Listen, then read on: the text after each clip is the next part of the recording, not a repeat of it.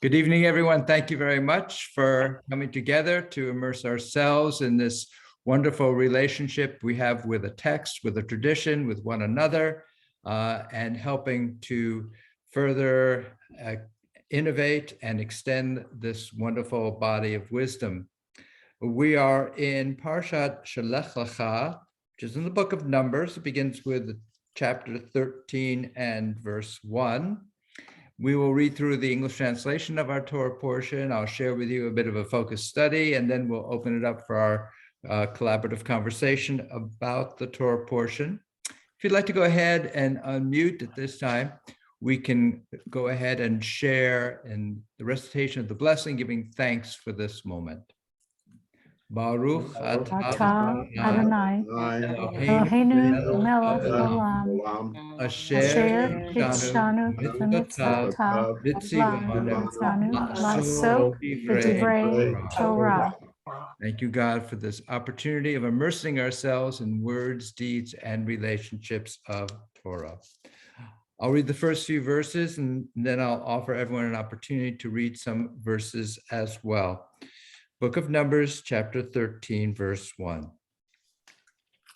Adonai spoke to Moses, saying, "Send men to scout the land of Canaan, which I am giving to the Israelite people.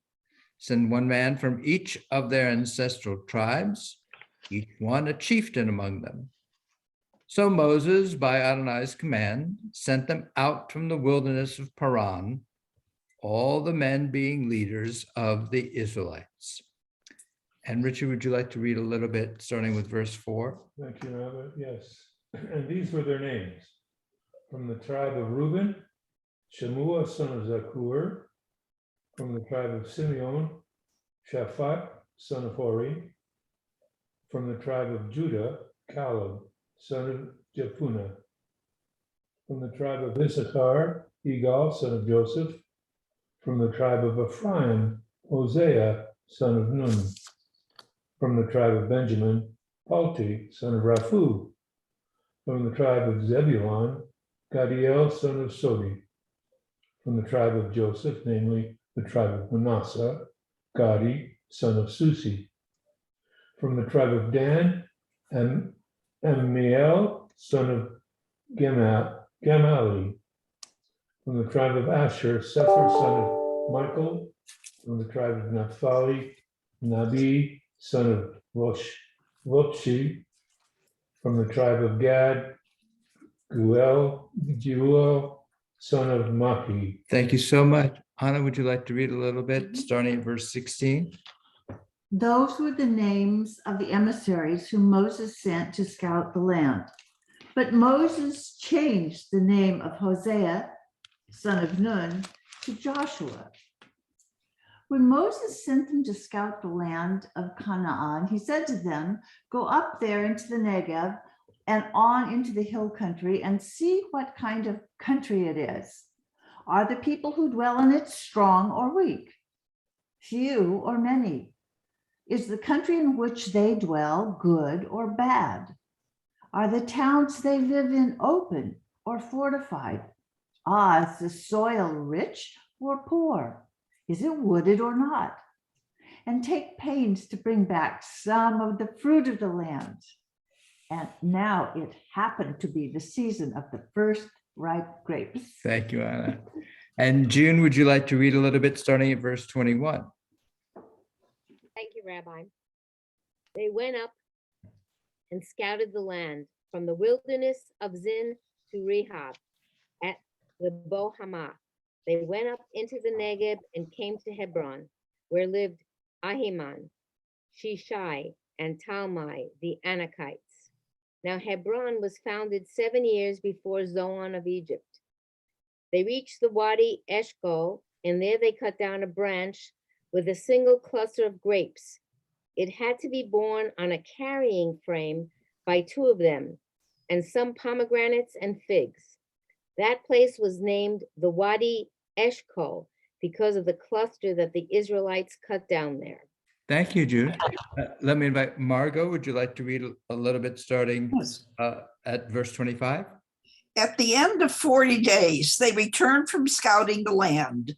They went straight to Moses and Aaron and the whole Israelite community at Kadesh in the wilderness of Paran, and they made their report to them and to the whole community as they showed them the fruit of the land. This is what they told them. We came to the land you sent us to.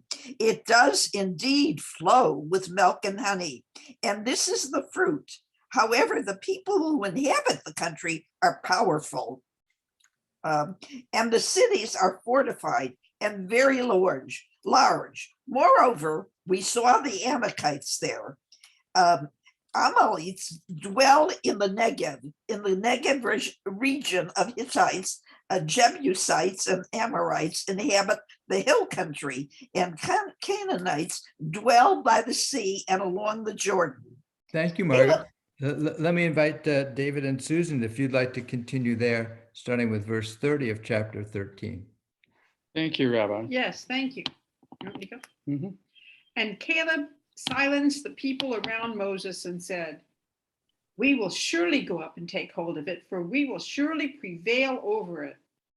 But the men who had gone up with him said, "We cannot go up against the people, for they are stronger than we." And they put forth an ill report to the Israelites of the land that they had scouted, saying, "The land through which we passed to scout is a land that consumes those who dwell in it, and all the people whom we saw in it are men of huge measure." And we saw the Nephilim there, sons of giants from the Nephilim. And we were like grasshoppers in our eyes. And so we were in their eyes. And all the congregation raised and let out their voices, and the people wept that night, and all the children of Israel complained at Moses and at Aaron. And all the congregation said to them, "If only we had died in the land of Egypt, or in this wilderness, if only we had died. And why is Yud-Heh-Vav-Heh bringing us to this land to fall by the sword? Our wives and our infants will become a spoil. Isn't it better for us to go back to Egypt?" And they said, each man to his brother, "Let us appoint a new chief and go back to Egypt." Oh my God. Okay, thank you both. And Robin, would you like to read starting in verse 5? Yes, thank you, Rabbi. Then Moses and Aaron fell on their faces before all the assembled congregation of Israelites. And Joshua, son of Nun, and Caleb, son of Jephunneh, of those who had scouted the land, rent their clothes and exhorted the whole Israelite community. "The land that we traversed and scouted is an exceedingly good land. If pleased with us, Adonai will bring us into that land, a land that flows with milk and honey, and give it to us. Only you must not rebel against Adonai. Have no fear then of the people of the country, for they are our prey. Their protection has departed from them, but Adonai is with us. Have no fear of them." As the whole community threatened to pelt them with stones, the presence of Adonai appeared in the tent of meeting to all the Israelites. Thank you, thank you. And Jim, would you like to read a little bit beginning at verse 11?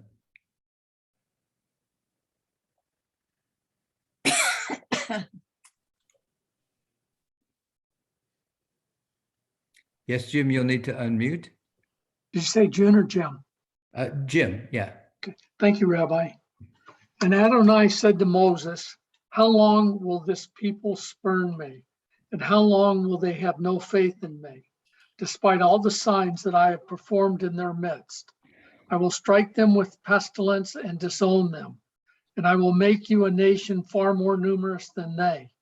But Moses said to Adonai, "When the Egyptians from whose midst you brought up this people in your might hear the news, they will tell it to the inhabitants of that land. Now they have heard that you, O Adonai, are in the midst of this people, that you, O Adonai, appear in plain sight when your cloud rests over them, and when you go before them in a pillar of cloud by day and a pillar of fire by night. If then you slay this people to a man, the nations who have heard your name, your fame, will say, it must be because the Adonai was powerless to bring that people into the land he had promised them on oath, that he slaughtered them in the wilderness. Therefore I pray, let Adonai's forbearance be great, as you have declared, saying, Adonai, slow to anger and abounding in kindness, forgiving iniquity and transgression, yet not remitting all punishment, but visiting the iniquity of fathers upon children, upon the third and fourth generations.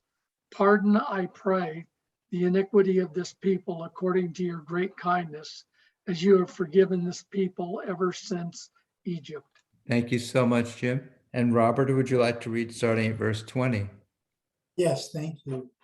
And the Lord said, I have pardoned according to thy word, but as truly as I live, all the earth shall be filled with the glory of the Lord, because all those men which have seen my glory and my miracles, which I did in Egypt and in the wilderness, and have tempted me now these 10 times, and have not hearkened to my voice, surely they shall not see the land which I swear unto their fathers, neither shall any of them that provoked me see it.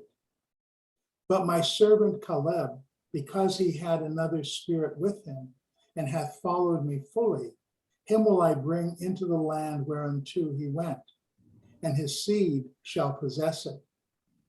Now the Amalekites and the Canaanites dwelt in the valley. Tomorrow turn you and get you into the wilderness by the way of the Red Sea. Thank you so much, Robert. And let me invite Paul. Would you like to read starting at verse 26? Thank you, Rabbi. Hashem spoke to Moses and Aaron, saying, how long for this evil assembly that provokes complaints against me? I have heard the complaints of the children of Israel, whom they provoke against me. Say to them, as I live, the words of Hashem, if I shall not do to you as you have spoken in my ears, in this wilderness shall your carcasses drop. All of you who were counted in any of your numberings, from 20 years of age and above, whom you provoked against me, if you shall come to the land about which I have raised my hand in an oath to settle you there, except for Caleb, son of Jephunneh, and Joshua, son of Nun, and your young children of whom you said they will be taken captive, I shall bring them. They shall know the land that you have despised. But your carcasses shall drop in this wilderness. Your children will roam in the wilderness for 40 years and bear your guilt until the last of your carcasses in the wilderness. Like the number of days that you spied out the land, 40 days, a day for a year shall you bear your iniquities, 40 years, and you shall comprehend straying from me. I, Hashem, have spoken. If I shall not do this to this entire evil assembly that gathers against me, in this wilderness shall they cease to be, and they shall die. Thank you so much, Paul. And Catherine, would you like to read a little bit starting at verse 36? Okay, thank you, Rabbi. As for the men whom Moses sent to scout the land, those who came back and caused the whole community to mutter against him by spreading calumnies about the land, those who spread such calumnies about the land died of plague by the will of Adonai. Of those men who had gone to scout the land, only Joshua, son of Nun, and Caleb, son of Jephunneh, survived. When Moses repeated these words to all the Israelites, the people were overcome by grief. Early next morning, they set out toward the crest of the hill country, saying, we are prepared to go up to the place that Adonai has spoken of, for we were wrong. But Moses said, why do you transgress Adonai's command? This will not succeed. Do not go up, lest you be routed by your enemies, for Adonai is not in your midst. For the Amalekites and the Canaanites will be there to face you, and you will fall by the sword, inasmuch as you have turned from following Adonai, and Adonai will not be with you.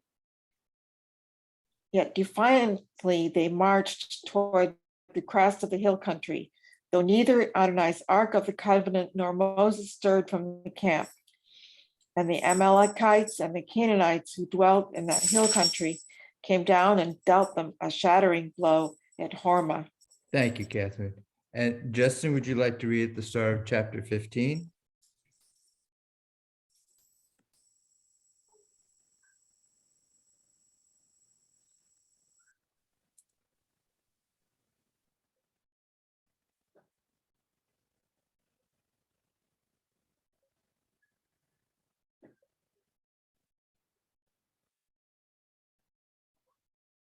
Technical difficulties. Thank you, Rabbi. Thank you. Okay, here. Okay. The Lord spoke to Moses, saying, "Speak to the children of Israel and say to them, when you arrive in the land of your dwelling place, which I am giving you, and you make a fire offering to the Lord, a burnt offering or a sacrifice, namely a peace offering, for an expressed vow or for a voluntary offering on your festivals, to provide pleasing fragrance for the Lord from cattle or from the sheep. The one who brings his offering to the Lord shall present a meal offering containing 1/10 fine flour mixed with a quarter of a hin of oil and a quarter of a hin of wine for a libation. You shall prepare with the burnt offering or for the sacrifice for each lamb. Or for a ram, you shall present a meal offering containing 2/10 fine flour mixed with a third of a hin of oil, and a third of a hin of wine for a libation. You shall offer up a pleasing fragrance to the Lord. If you prepare a young bull as a burnt offering or sacrifice by expressing a vow, or for a peace offering for the Lord, with the young bull he shall offer up a meal offering consisting of 3/10 of fine flour mixed with half a hin of oil. You shall offer half a hin of wine for a libation, a fire offering of pleasing fragrance to the Lord. So shall it be done for each ox or ram, or for a young sheep or a young goat. In accordance with the number you offer up, so shall you present for each one according to their numbers. Every native born shall do it in this manner, to offer up a fire offering of pleasing fragrance to the Lord. If a proselyte resides with you, or those among you in future generations, and he offers up a fire offering of pleasing fragrance to the Lord, as you make it, so shall he make it. One rule applies to the assembly for yourselves and for the proselyte who resides with you. One rule applies throughout your generations, just as it is for you, so it is with the proselyte before the Lord. There shall be one law and one ordinance for you and the proselyte who resides with you. Thank you so much, Jess. And then we're on verse 17. Adonai spoke to Moses, saying, "Speak to the Israelite people and say to them, when you enter the land to which I am taking you, and you eat of the bread of the land, you shall set aside some as a gift to Adonai. As the first yield of your baking, you shall set aside a loaf as a gift. You shall set it aside as a gift, like the gift from the threshing floor. You shall make a gift to Adonai from the first yield of your baking throughout the ages." Richard, would you like to read a little bit more there, verse 22? Oh, yes, thank you. If you unwittingly fail to observe any one of the commandments which the Lord has declared to Moses, anything that the Lord has enjoined upon you through Moses, from the day that the Lord gave the commandment and on through the generations, if this was done unwittingly through the inadvertence of the community, the whole community shall present one bull of the herd as a burnt offering of pleasing odor to the Lord, with its proper meal offering, and one he-goat as a sin offering. The priest shall make expiation for the whole Israelite community, and they shall be forgiven, for it was an error. And for their error they have brought their offering, an offering by fire to the Lord, and their sin offering before the Lord. The whole Israelite community and the stranger residing among them shall be forgiven, for it happened to the entire people through error. Thank you, Richard. Anna, do you want to read a little bit there, verse 27? Yes, thank you. In case it is an individual who has sinned unwittingly, that person shall offer a she-goat in its first year as a purgation offering. The priest shall make expiation before the Eternal on behalf of the person who erred, for having sinned unwittingly, making such expiation that the person may be forgiven. For the citizen among the Israelites and for the stranger who resides among them, you shall have one ritual for anyone who acts in error. But the person, whether citizen or stranger, who acts defiantly, reviles the Eternal, that person shall be cut off from among the people. Because it was the word of the Eternal that was spurned and God's commandment that was violated, that person shall be cut off and bears the guilt. Thank you so much. And June, would you like to read a little bit at verse 32? Thank you, Rabbi. Once when the Israelites were in the wilderness, they came upon a man gathering wood on the Sabbath day. Those who found him as he was gathering wood brought him before Moses, Aaron, and the whole community. He was placed in custody, for it had not been specified what should be done to him. Then the Lord said to Moses, "The man shall be put to death. The whole community shall pelt him with stones outside the camp." So the whole community took him outside the camp and stoned him to death, as the Lord had commanded Moses. Thank you, June. Let me invite Margot, if you'd like to read there, verse 37. The Lord said to Moses as follows: "Speak to the Israelite people and instruct them to make for themselves fringes on the corners of their garments throughout the ages. Let them attach a cord of blue to the fringe at each corner. That shall be your fringe. Look at it and recall all the commandments of the Lord and observe them, so you do not follow your heart and eyes as in your lustful urge. Thus you shall be reminded to observe all my commandments and to be holy to your God. For I, the Lord, am your God, who brought you out of the land of Egypt to be your God. I, the Lord, am your God."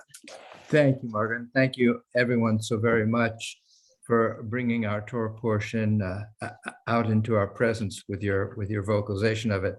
I'd like to share with you a little bit of a focused study. If you have a copy of this study sheet, I invite you to bring it out at this point. There's a beautiful painting by artist Mildred Thompson, and we'll get more into that in the course of our study sheet. I've entitled this week's study sheet String Theory, and we'll get to why I call it that. And I want to acknowledge that the painting itself by Mildred Thompson is part of a series that she did entitled String Theory, and this is String Theory 6. So what's the connection between string theory and our Torah portion, and perhaps what is our Torah portion disclosing for us? And I'd like to focus by looking at the very concluding part of our Torah portion, which I have here in number 1. Speak to the Israelite people and instruct them to make for themselves fringes on the corners of their garments throughout the ages. I am Adonai, your God, who brought you out of the land of Egypt to be your God. I, Adonai, your God. So I'm kind of fascinated with, why is this the way this Torah portion ends, with this reference to fringes being made for the corners of the garments? And how does it tie into what's the thrust of this week's Torah portion? Well, this week's Torah portion, now to go back to the beginning, is called Shalach Lecha. It's an interesting phrase in Hebrew, and you may recall we have a previous Torah portion that's in the book of Genesis that's similar, and that is when we get introduced to Abraham, and that Torah portion is called Lech Lecha. So the phrase Lecha literally means either for yourself or to yourself, and it's kind of a strange construction. What does it mean to lech, to go forward to yourself or for yourself? And what does it mean here, shalach, to send forth for yourself or to yourself? Well, our commentator Rashi says it means according to your own understanding. I'm not commanding you, but if you wish, you may send. So what Rashi is here indicating is the lecha part means that this is something that's a choice of yours, or it's for your own benefit, or it's for your sake, or it's something along those lines, indicating, at least here, that this is not something God's requiring. This is a matter of choice, if you will, that Abraham makes to go on a particular direction. And here, the scouts going forth, God's not commanding that this happen. God is saying, according to Rashi, if this is something you need to do, it's a choice of yours. Okay. So we're going to see how this choice plays out and what it means in terms of how we end up having fringes on our garments. And of course, the culmination of this scouting trip is these scouts come back, and 10 of the 12, well, they all say, it's beautiful there. It's very fertile. It'll be a great place for grazing. And the fruit grows beautifully there. They have to have all the grapes be carried on shoulders. They're so massive and abundant. But then they say, on the other hand, we'll never be able to be successful there because they're stronger than we are.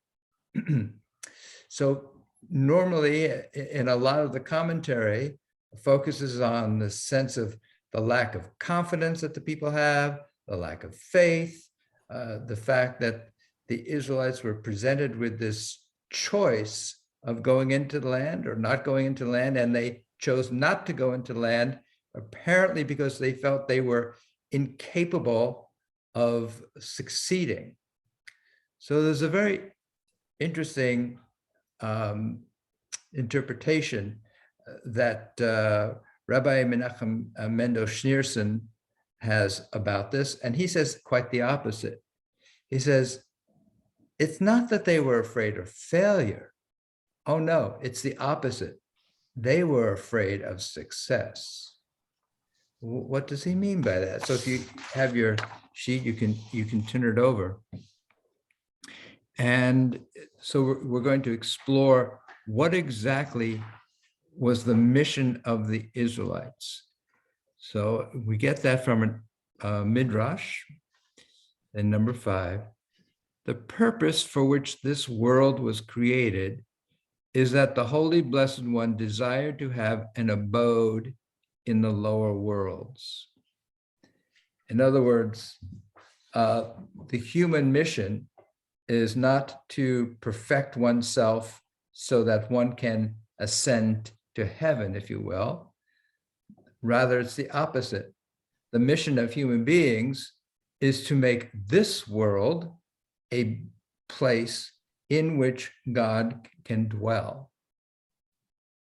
And Rabbi Menachem Mendel Schneerson is going to continue kind of fleshing this out in his commentary.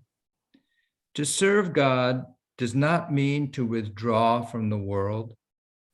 It rather means to serve God within the world and together with the world, beginning with one's own home, which is to be run in such a way that the Shekhinah would dwell within it. As scripture says, they shall make me a sanctuary that I may dwell among them. Rabbi Schneerson is, first of all, is taking this reference to the reason for constructing the Mishkan, which is, as God puts it, that I may dwell among them. So the purpose of the creating the Mishkan is to make this dimension a dimension in which God can dwell. And then Rabbi Schneerson takes it in a more intimate direction by saying, yes, and it's not just a matter of this big public square where the Mishkan will be. It also has to do with one's own home. It's a matter of intimacy. It's a matter of creating your own home so that the presence of God can dwell within your own home. So he's taken this rather grand construction project known as the Mishkan, which is the center of the community's life. And then he's saying it also has to do with how you construct something that's everyday, that's very intimate, that's full of all the little details that go on in building a home, a personal home. And if you do it right, if you construct your home right, and he doesn't just mean with the physical building materials, he means about the relationships that happen within the home, then God will dwell within that home as well. So this bit of Hasidic understanding is that the everyday tasks are what brings God's presence into our lives. It's not about retreating from the everyday task into a study hall and just studying Torah all day. It has to do with how we build our personal homes, how we interact with one another, how we create a public as well as a private environment that causes God to dwell among us, which according to our Midrash, that's what our mission is.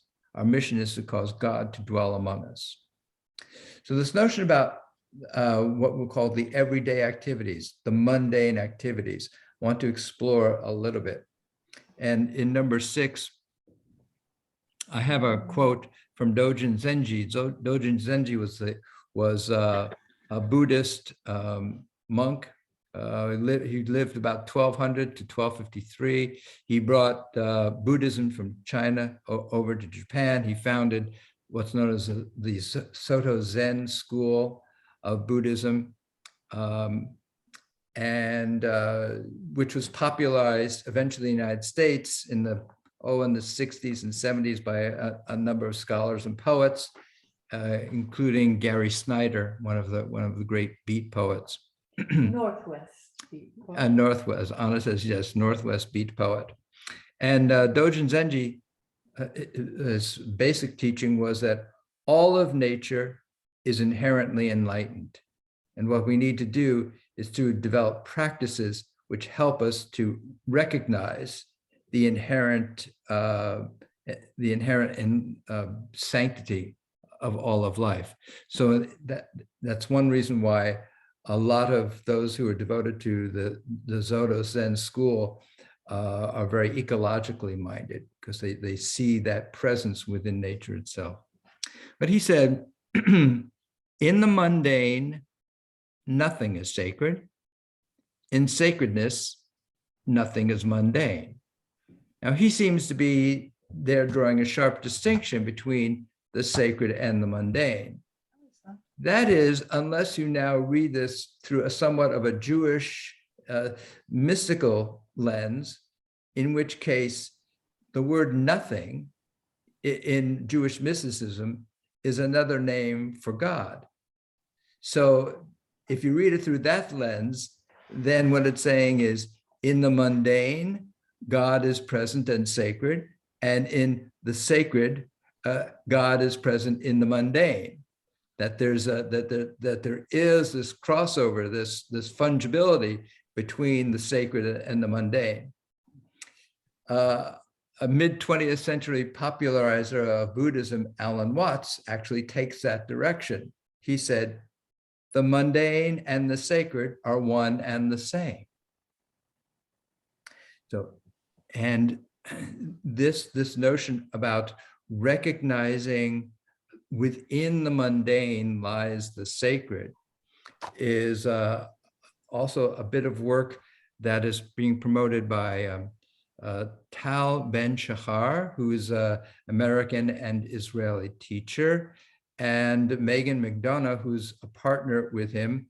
They have an institute called the Whole Being Institute, which is basically dedicated to what is called positive psychology, the notion of emphasizing a positive approach to life and being able to transform one's life accordingly.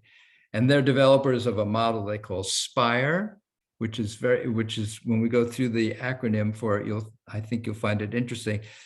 SPIRE says, the SPIRE model says, human beings become fulfilled when they pay attention to these different elements that are represented by this acronym SPIRE, which is spiritual, physical, intellectual, relational, and emotional. Now, those who have studied somewhat about Kabbalah and Jewish mysticism may recognize that we have a model called the Four Worlds model. The Four Worlds model, that the universe is made up of these different dimensions, and those different dimensions exist within us as well. And those different dimensions are the physical, the emotional, the intellectual, and the spiritual, which tracks with this. And quite nicely, they've added this other dimension called relational, saying that if we need to attend to all these aspects of ourselves in order to be a whole being. But this notion, they say, by being mindful, we can turn the mundane into the meaningful, recognizing that this life is special and worthy of our attention. So I come to what's happened in this Torah portion is, according to Rabbi Schneerson, what has happened is that these spies were not afraid of failing to be able to succeed in the promised land. He says it's the opposite, that they were afraid that they would be all too successful. And Rabbi Schneerson's point is that the Israelites at this point in time didn't want to leave the dimension that they had been in. They didn't want to leave behind this close attention that they were getting from God, who had provided water for them, provided food for them, had revealed God's self at Mount Sinai. Why would they want to give up all that in order to go into the land and have to deal with all the practical problems there are in creating a country? You have to establish protocols for business. You have to collect taxes. You have to form an army. You have to build roads. You have to create trade routes.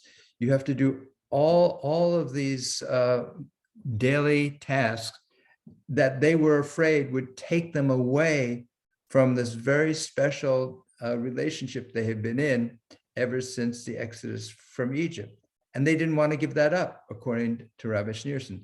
And Rabbi Schneerson critiques this. He calls this a kind of a spiritual malady. He calls it, these are people who are immersed in an excess of spirituality. And that's not our job.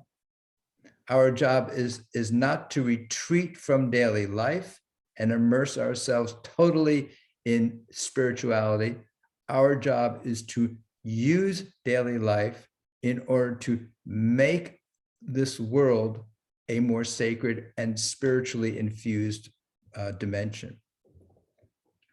So to look back at the painting,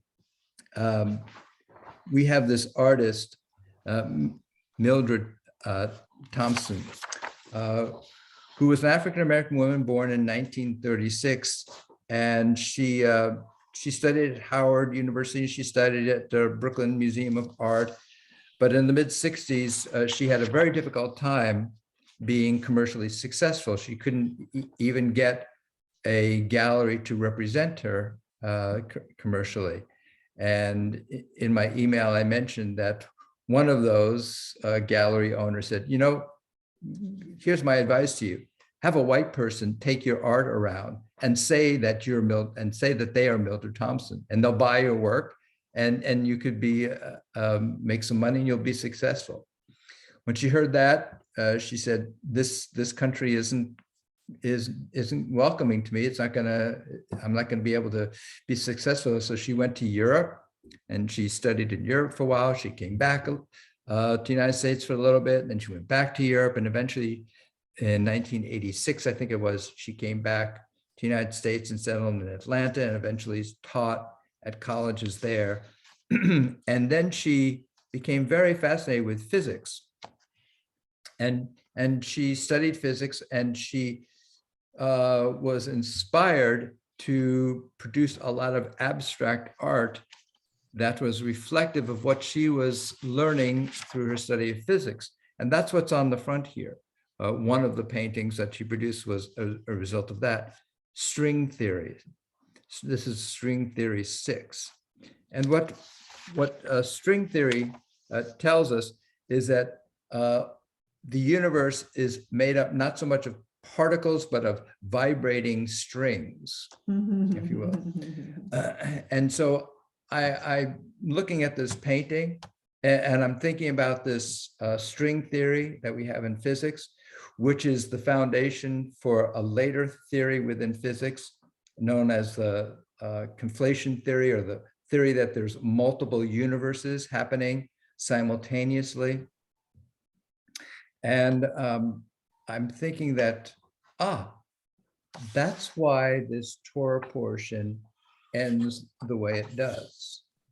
Because the Israelites were saying, according to Rabbi Schneerson, they were saying, we don't want to have to leave behind this wilderness space and enter into the practicalities of creating a nation.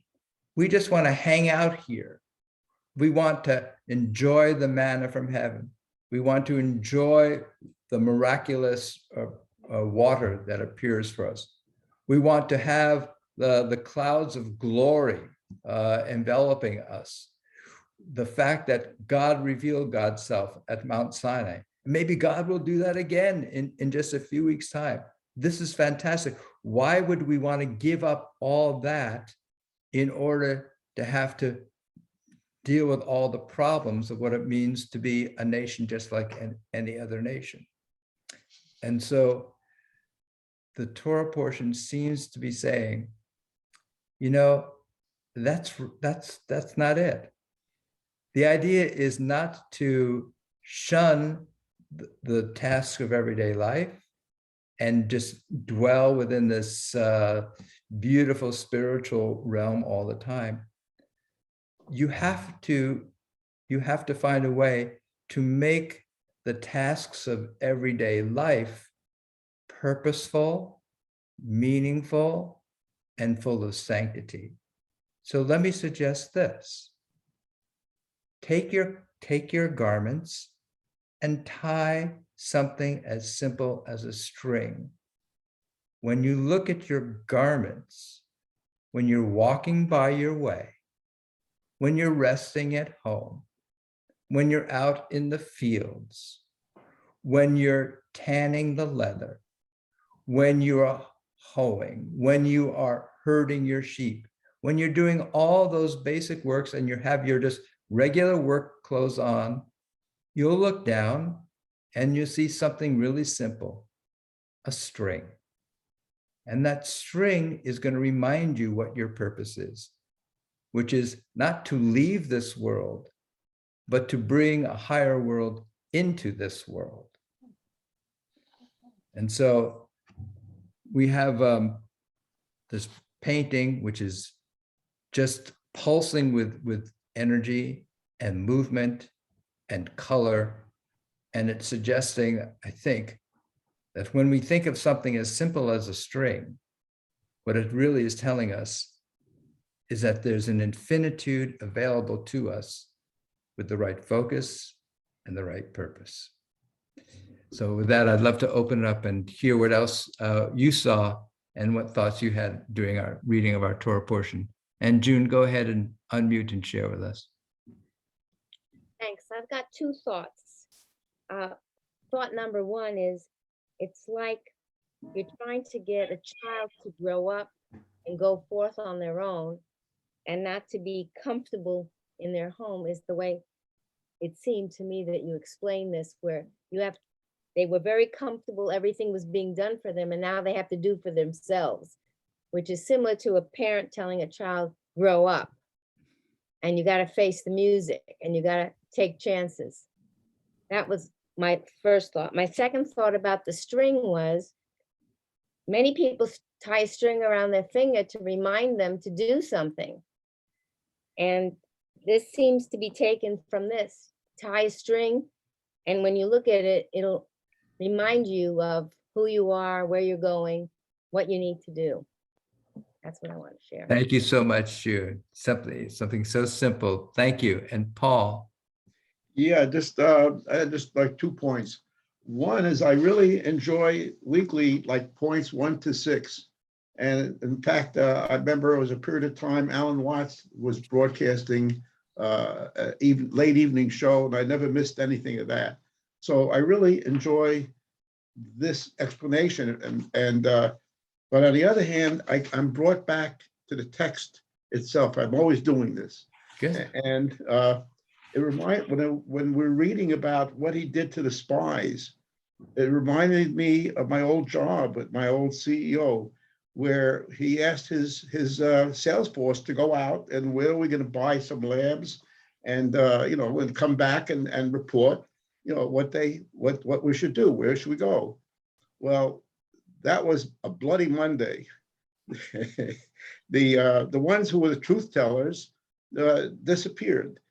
And the ones who came back with the very rosy thing, which we lost a lot of money on, they were encouraged and stayed on for years. And so one of the things that I saw as this story was being read, as we read, I kind of actually pay attention to what's being written, what's being, people talking about when they're reading. And it occurs to me that God, as being in all his kindness, is really encouraging a bunch of yes men, and that the idea of free will, well, you got a price to pay. And I guess that was the message. Then there was also another message where there was somebody deputized himself to squeal on somebody, and that somebody got stoned. And so when I look at the harshness of the text and the beauty of the Midrash and all the other people, where I tend to look at, those are kind of lessons for me almost each week. These 1, 2, 3, 4, 5, 6, I really get a lot out of it. But on the other hand, the text reminds me of the real world that I came from or that I lived. Fair enough. Thank you so much, Paul. Okay. And David, go ahead and unmute. So I was very struck when you talked about nothing or no thing as being one of the names of God in Jewish tradition. Then later, Alan Watts shows up on the study sheet, and starting the early 60s, I studied Alan Watts pretty in a pretty focused way. And then one of the things he taught, and that I found in later Zen Buddhist materials and experiences, is that nothing or no thing is the description of the universe as having no discreteness to anything. It has no things in it. Things being defined as anything that has a boundary as described in whatever language you speak, and it was considered the equivalent of enlightenment. And it's also what happens to me in some of my deeper meditations when I lose all track of myself and I lose all track of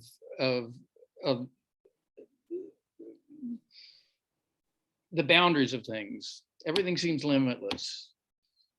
So while I've heard you just talk about nothing as a name for God before, are you talking about the Ein Sof name? Yeah. Which means what, from the beginning to the end or something? Without end. No. Without end. No end. No end. Yeah. And also, David, what I thought of while you were sharing that it reminded me that when you read, instead of reading Adonai, you say Yud He Vav He, which is always very intriguing, because what that does is it reminds us that the word that we then easily translate or by default translate as God, Yud He Vav He is a verb, and so what we then reduce into something as definable as a noun is really a dynamic action rather than a settled thing. So thank you for always reminding us of that in your reading. And that goes along with this notion about Ein Sof, that which is about and or no thing, because nouns are things. And so if it's a no thing, oh, what else could it be beside a no thing? Well, it's a verb. it's an action. It's dynamism. It's a process. It's something that's going on. It's a going on. Yeah. It's a breath. Yeah, it's a breath. Okay. So then the difference between Zen and what we're hearing from you today is the piece about coming back into the world and staying grounded in the mundane. And while Zen masters use the creation of physical things that are things you use in the world, like teacups, as a method of meditation that's kind of mindless, except for the bodhisattva. When you reach enlightenment, you just go elsewhere. You're not back in the world. It's not where Judaism is very pointed about bringing whatever spiritual juice that you find into creating a home. Right. And all the mundane things of life, which I don't find in Buddhism. Anna, do you have something to say? And Richard has something to say? Yeah. Because Yeah, go ahead. what I have to say will probably be less profound than what Richard will say, so I'll go first. I really didn't read ahead to know that this was going to be about string theory tonight, but I just want to tell you what happened to us in our day. Well, first, last year we made our own sukkah out of limbs from our garden and a lot of twine. And I don't like to throw things away, so I rolled all the string up back into a ball, the pieces of it, and I laid the nice limbs down on our upper deck, and we sort of tripped on them and stepped over them most of the winter. But this spring, the grapevines began to grow. Now, as an aside about grapevines, this really, if you want to have a plant that looks like string theory, just let a grape go for a while. And there you have lots of these things. Our grapes are going great guns this year. They actually are setting, they were little plants. They're setting, they have grapes on them. And I needed to lift them up to the light. They're taking over the patio. So I got these very tall, like 10 and 12 plus foot poles and my ball of string and my ladder. And I went out this morning with the help of the rabbi and lashed these things together. I put the string around and I tied the little knots and I made beautiful lashings one way and the other way. And then I tied up I had to untangle the grapes, these vines of strings of grapes, and put them up there. So actually, we did a lot with strings today. and not the least of which, this part about the spire model, which has relationship in it, inspire. We got locked out of our house today. The patio door on our master bedroom on the 4th floor, we both went out for a moment of just, let's just look at look at the figs on our fig tree in the pot, look at our grapevine. And the rabbi shut the door, and for all the time that it's been there, it never locks. You cannot lock yourself out of it. But somehow the door locked and we're stuck on this patio with no way out. Fortunately, I have my phone and he has a house key, but there's no way to get down there. So all my neighbors are gone. I called them to see who could come and help us get in. Richard Kramer came, and by phone, we directed him how to get around to our back. And we used the long line, the long cord that you can hang a hammock with. We had a hammock up there. We undid the hammock, tied both of those together. And the rabbi, with a little red piece of wire, put his key on the end of the hammock string. And we lowered the string all the way down. And Richard Kramer got us back into our house so that the rabbi could not be wearing his red t-shirt.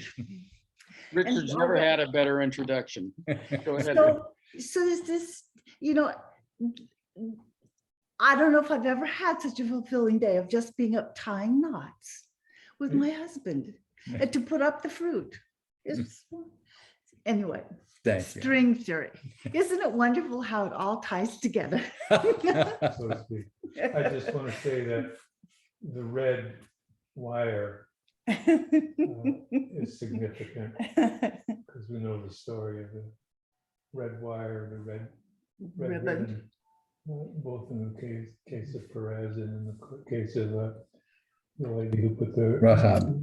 In Jericho. Yeah, Jericho. But what I wanted to say in addition about grapes is I noticed in today's section, the grapes harbor the possibility of bringing heaven to earth and making a home, making a farm. And I noticed that the grapes had to be borne on the shoulders. It was so big and robust and heavy. And last week, there was something borne on the shoulders as well. And it were the sacred objects. And I think this here is a statement about the sacredity of what we could have done or what they could have done, what could have happened. I also noticed that this week, the parliament and the governing body, governing group in Israel failed again. And I don't know if we can ever get there. And the thing that bothered me most about this, a lot of people dying, and the Lord killing people with plagues and people going in and being slaughtered by the people that they said couldn't be overtaken by Caleb and Joshua said that we can do this, and the others said no, but they tried anyway and were wasted. And what disturbed me most, I woke up in the middle of the night, the dream that went over and over and over and over again about what is this portion all about? What is it telling us? There's a lot of death in there. And I thought, well, if I would have been 19 and was told that everybody over 20 was going to die on the road in the next 40 years, I'd have been a little concerned. And if I was 20, I'd have been very concerned. And then if some poor old rabbi possibly, or whomever, was gathering some fire sticks because he wanted to keep warm and cook a meal and was going to be stoned to death, I thought, well, if I was there, would I pelt him with a little stone? And I was working in the yard and picked up a 45-pound boulder and thought, well, this should put him out of his misery right away. But then I thought, what were the children of Israel, whatever age, being taught when they participated in that behavior? which seems to me pretty political. And would there be some kind of reaction in their unconscious? Would there be a post-traumatic stress syndrome that arises out of being part of that behavior? And I never did get back to sleep. And I'm still blown away by that, because it also says in this chapter that, you know, the following generations are going to get this message. And so this is a horrific notion to think that they actually stoned people to death. Now, it's one thing to kill people. That's a terrible thing. And it might be even more terrible to raise people thinking that that was appropriate. And it may have struck some of them in their conscience. And do they become heretics and refuse to do it? Or they do go along with it and tell themselves some story that they really don't believe they have to live with? This is a terrible portion. Oh, thank you. All right, let me call upon Robert and then Justin. Well, first, I want to say you two are just the cutest couple. I've loved that story. That's certainly the most novel approach to string theory that I've ever heard, but also the most delightful. One of my favorite quotes is, "Do men think when they say we believe, they shall be let alone and not be put to proof?" Islam and Judaism had harshness in them, but these folks were wanderers. And I've said this before, we can't understand that mentality. Even PTSD didn't exist with World War II veterans typically. I never heard that as a child growing up, and I was born during the war. So I think sometimes we try and make, and this is just my own understanding, try and make God in our own image, but he can be vengeful. And part of a loving parent is that you chastise a child for its own protection. So the real question is what is in the Torah accurate or not? Was it godly or not? Was it from God or not? I say yay. I don't believe it's applicable literally now, but sometimes it's easy not to realize that human evolution has been painful and a struggle by definition and by design. And then last thing I want to say is number 6, in the mundane, nothing is sacred, and sacredness, nothing is mundane. To my mind, the essence of what he's saying, what he's addressing is intention and how, these two things.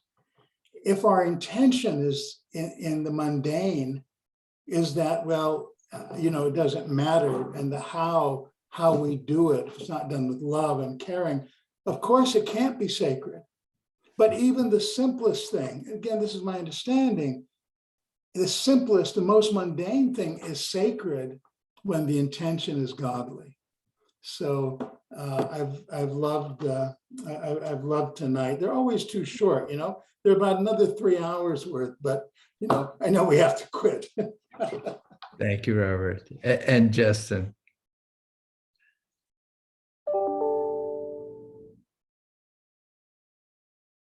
So there's that prayer, Ein Keloheinu, Ein Kel Malkeinu, Ein Kedonenu. So that sense of what is not, there's nothing like the divine in that sense. And there is something about, Bamidbar in this part, which is that it is the place where it's nowhere. There's a no placeness now to it. Now, as a Jungian psychologist, Carl Jung, in the study of psychology and alchemy, continues to return to the symbolism of the stone. And I look at that as being, particularly in these parables of Moses and of Jacob, that the symbolism of the stone is present in different parables, in different ways. It can be read again psychologically. This being an instance here in this parsha of, both the juxtaposition of this relation to the stone. I mean, Moses strikes the stone. I mean, it's this incurable obstacle, which is also the essence of one's process. It becomes the philosopher's stone. That's the alchemical message, whatever our deepest manir, our deepest obstruction. And so, I mean, in this terrible moment of what seems like human sacrifice for the sake of being observant of Shomer, of Shabbos, is also, again, brought forth the holiest statement of the Shema. Is like, it comes right after this. And I mean, the only thing that one can imagine perhaps in that is that everyone has to take the place of that person who is, in Bob Dylan's words, everyone must get stoned. So I mean, but to be in that place, I suppose it's the force of a sacred mystical experience hitting a person, and in this instance, a person dies in that. But just looking at that psychologically, and that these different stories of how the stone is present in Judaism it's the core of this process. Tangled up in blue as well. Thank you. Beautiful. And Catherine, why don't you go ahead and unmute and share with us as well? I was thinking about how this Exodus is different from the Exodus from Egypt, and how in the case of Egypt, it was easy to move toward uncertainty because one was fleeing from hardship. In this case, you need to be moving towards something and envisioning what that can lead to. And it seems that what was lacking here was a sense of what the future might be if they could overcome these hurdles, instead being scared off by the immediate, what they saw as immediate threat. And so I see the string as being both a reminder of lessons learned and also that which extends into the future. That if you can extend yourself and move toward what is tangible and make a home out of it, that you might be able to create a future for others. Nice, nice. That's very nice. Thank you, Kathy. I'm going to, beautiful. And let me call on Margot, and then I'm going to. You talked about the Lecha, and the first thing that came to my mind was the Ahafta. Lecha Baderek, you know, and all that's embodied in your explanation is embodied in the Ahafta. Beautiful. So such rich comments from everyone, and I want to kind of carry forward something that Richard said that I hadn't really thought of before, which is he was the notion of the people, the scouts coming back and carrying on their shoulders this abundance, and that evoked for him the notion of the Levites carrying on their shoulders all the implements of the Mishkan. Yeah. And it is as if the Torah say, yes, you know, just as carrying the Mishkan is carrying a sacred object for sacred purpose, so too is the carrying of this food and this produce.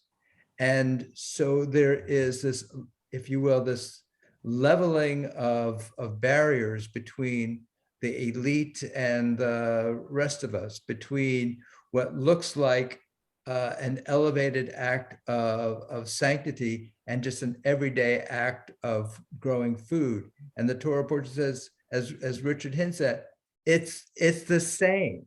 It's the same.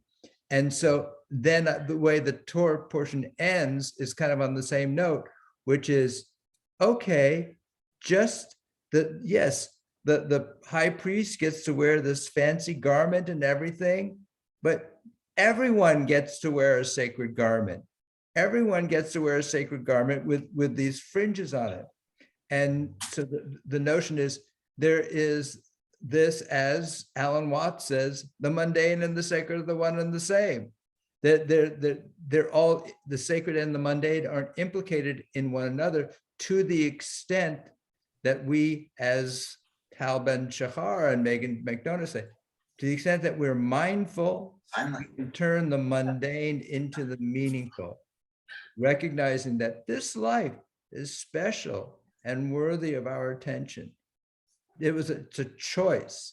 It's a choice that we have as to how we attend to the life that is with us every day.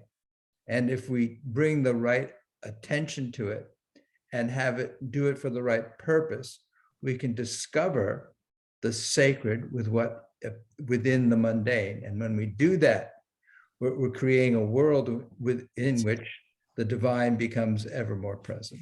And you know what? That's the most wonderful thing you could say. He weaves words of Torah. He makes fabrics of Torah.